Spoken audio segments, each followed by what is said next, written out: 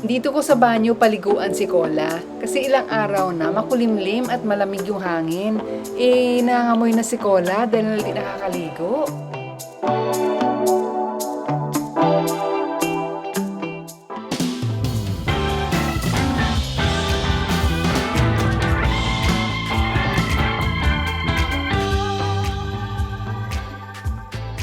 Sali kita dito.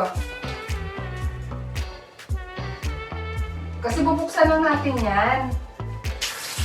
So, mainit na. Galing naman ni Kola, mainit. Oo, mainit na Kola, oh.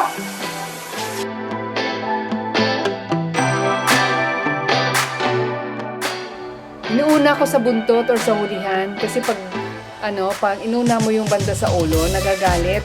E pag nagalit na, mahirapan ka na magpaligo.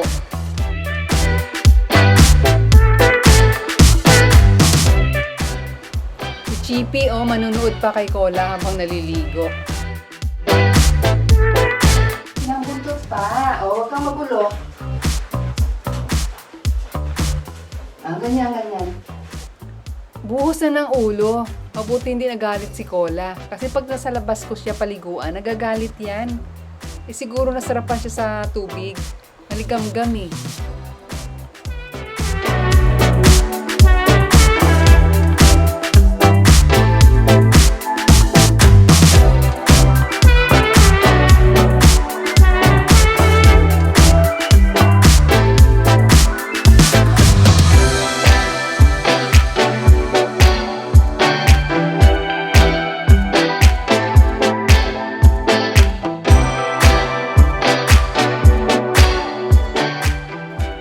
Nakakapa kasi akong bukol eh. Kala ko garapata. Hindi naman pala.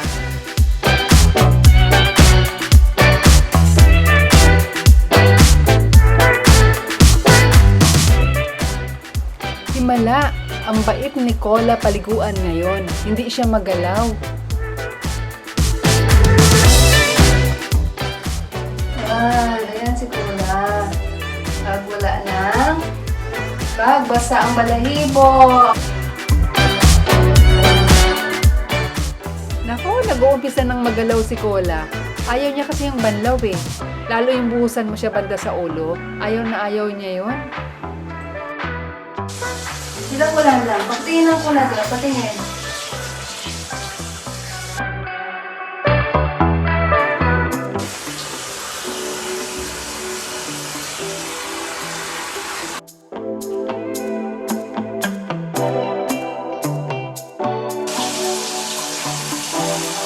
Ginaganon lang yun. Nilang Kola nila.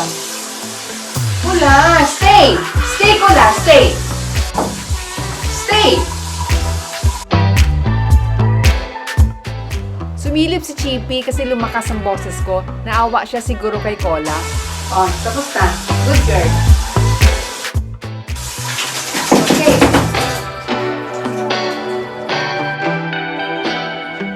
Stay! Kukunin ko kasi yung towel niya, kaya pinapastay ko muna.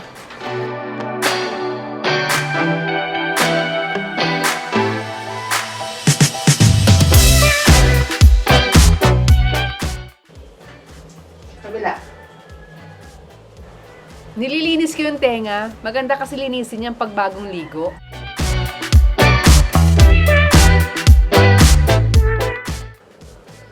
Linis eh. Ay, bango na ni Kola.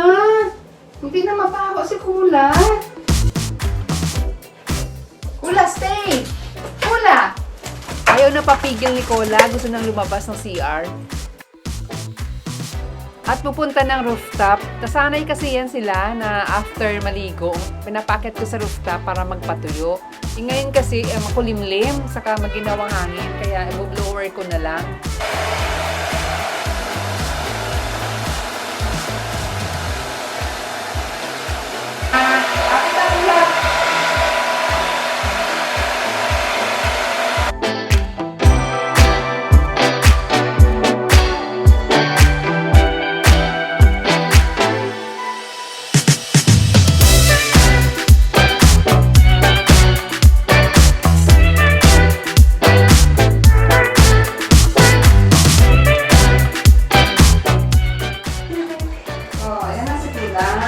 Okay. Natapos din ng pag-blower. Kulang-kulang 1 oras bago matuyo kasi ang kapal ng buhok ni Cola. Madaming nakuhang mga pinong buhok kay Kula, oh. O, labas na. Kula.